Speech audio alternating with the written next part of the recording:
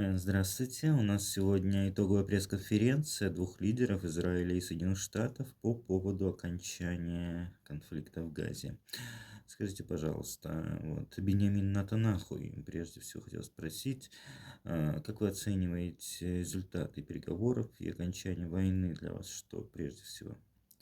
Ну, я хочу сказать, что главное кайфовать. Не воевать, кайфовать.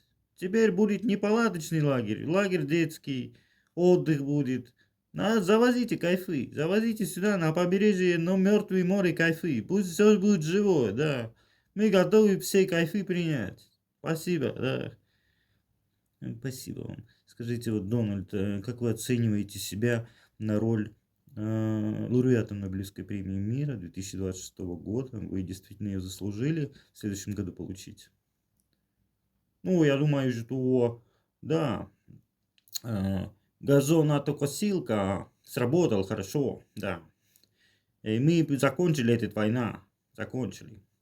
Следующая наша цель — это закончить Украину конфликт, да. О.